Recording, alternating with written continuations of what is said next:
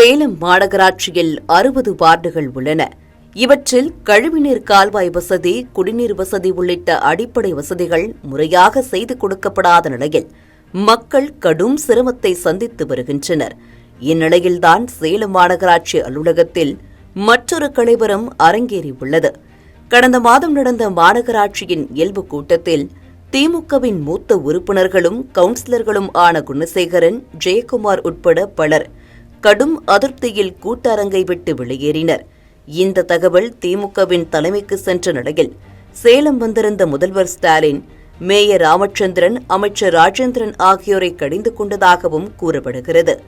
இப்படியாக சேலம் மாநகராட்சி தொடர்ச்சியான சர்ச்சைகளில் சிக்கும் நிலையில் வாஸ்து முறைப்படி மேயர் ராமச்சந்திரன் தனது அறையை மாற்றும் முயற்சியை அரங்கேற்ற துவங்கியுள்ளார்.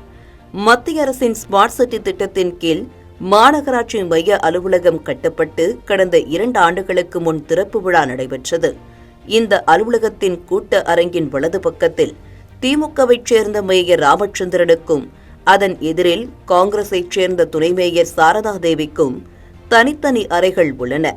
தற்போது செயல்பட்டு வரும் அறையை காலி செய்துவிட்டு வாஸ்து முறைப்படி வேறு அறைக்கு மாற மேயர் ராமச்சந்திரன் முடிவு செய்துள்ளார். மாநகராட்சி கூட்டரங்கிற்கு இடதுபுறத்தில் உள்ள பொதுப்பிரிவு அலுவலகத்தை காலி செய்துவிட்டு அதில் மேயர் அறையை தயார் செய்யும் பணிகள் தீவிரமாக நடந்து வருகின்றன. இதற்காக பொதுப்பிரிவின் 2 சுவர்கள் கிரில் மிஷின் கொண்டு உடைக்கப்பட்டு அங்கிருந்த பீரோ, சேர்கள் அனைத்தும் அகற்றப்பட்டுள்ளன.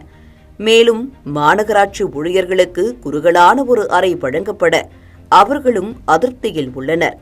அதாவது சேலம் மாநகராட்சியில் மக்கள் பணிகள், ஏராளமான பணிகள் ஒரு தேக்க நிலையிலேயே நீண்டகாலமாக இருக்குது. அதுக்கெல்லாம் காரணம் என்ன சொல்கிறாங்கன்னா, நிதி நெருக்கடி, நிதி பற்றாக்குறை, வரி வசூலாகலை அப்படிங்கிறாங்க. சேலம் மாநகராட்சியுடைய மேயருடைய அறையை ஆல்ட்ரு பண்ணுறாங்களாம். அதுக்கு காரணம் வாஸ்துன்னு சொல்கிறாங்க. அது உண்மையாக பொய்யான்னு தெரியாது. ஆனால் அப்படி மாற்றுவதற்கான உண்மையான காரணம் என்னவாக இருக்கும், அது மாநகராட்சிக்கு தான் வெளிச்சம்.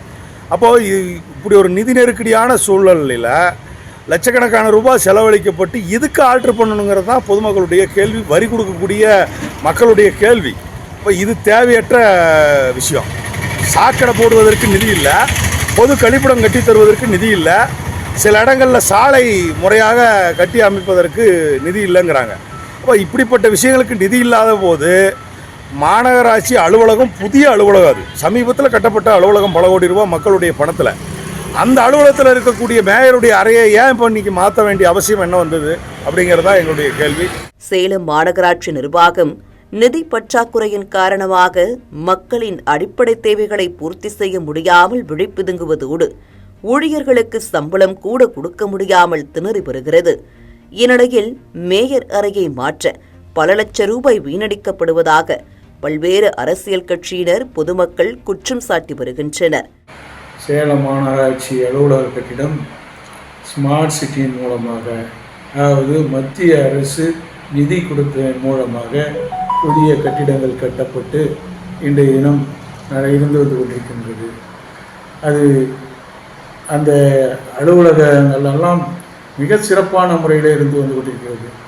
இன்றைய தினம் அந்த அலுவலகத்தை மாற்றி அமைப்பதாக கேள்விப்பட்டுக் கொண்டிருக்கின்றேன்.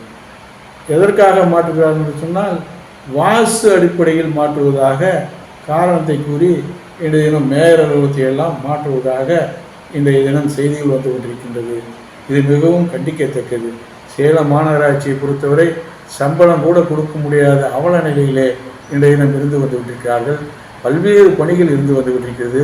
அதற்கெல்லாம் நிதிகள் செலவழிக்காமல் இன்றைய தினம் வாஸ்து பிரகாரம் ஒரு மேயர் அறையை மாற்றி அமைக்கிறோம் என்று சொல்லி அதிலேயும் ஊழல் செய்கின்ற நிலையை இன்றைய தினம் உருவாக்கி கொண்டிருக்கிறார்கள் என்று சொன்னால் இது வெட்கக்கேடானது. இன்றைய தினம் சேலம் மாநகராட்சியை பொறுத்தவரை பல்வேறு துறைகளிலே ஊழல்கள் மலிந்து கொண்டிருக்கிறது. நாத்திகம் பேசும் திமுகவைச் சேர்ந்த மேயர் வாஸ்து முறையை கையில் எடுத்திருப்பது அக்கட்சியின் கவுன்சிலர்கள் மத்தியிலேயே அதிர்ச்சியை ஏற்படுத்தியுள்ளது. மக்களின் அடிப்படை வசதிகளை மறந்துவிட்ட மேயர் மீது பொதுமக்களும் கடும் அதிருப்தியில் இருக்கின்றனர். தமிழ்ஜனம் செய்திக்காக சேலம் செய்தியாளர் SK கண்ணன்.